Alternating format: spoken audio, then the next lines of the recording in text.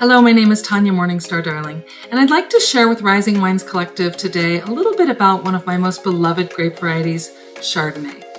Chardonnay is sometimes maligned for producing bulk wines from places like California's Central Valley, but even more often it's celebrated for crafting arguably the greatest white wines of the world in the Bourgogne region of France in the Côte de Beaune. Chardonnay was first referenced in eastern central France in the Mâcon region of Bourgogne in the 17th century and is widely planted across Bourgogne and Champagne to the north.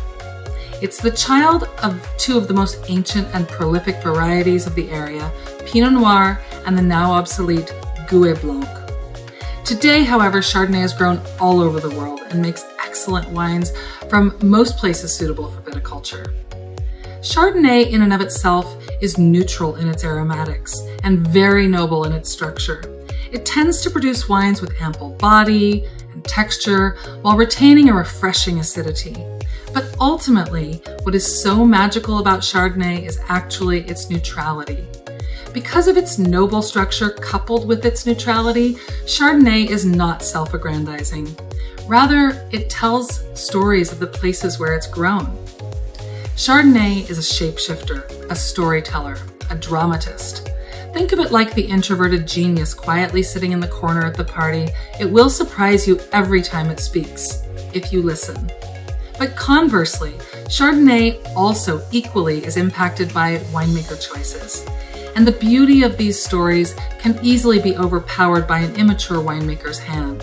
Think buttered popcorn, vanilla cream tart, or toasted brioche, if these things are out of balance.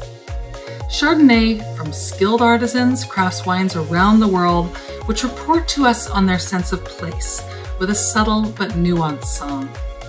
In France, where it's grown in cool climates on marine sedimentary limestone and clay, it tends to be restrained, subtle, and elegant. In Washington State, where it grows on ancient igneous soils, it's powerful and full. In California, there are as many expressions of Chardonnay as there are mesoclimates, but generally, ripeness and opulence are a value system.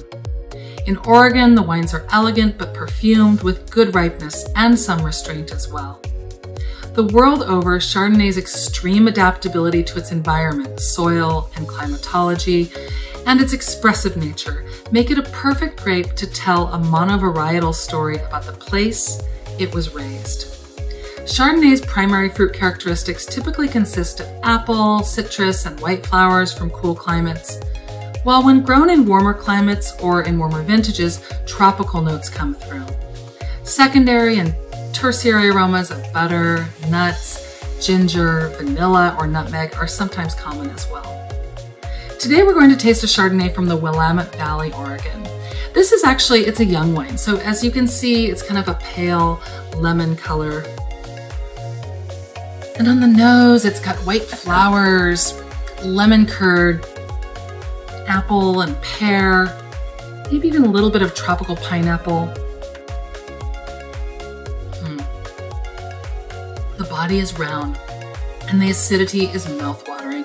This wine is approachable, yet complex and balanced, and easy to like. It represents a bit of the best of what we consider to be an old world style and a new world style. I love it. I hope that you also enjoy exploring Chardonnay as much as I do with Rising Wines Collective.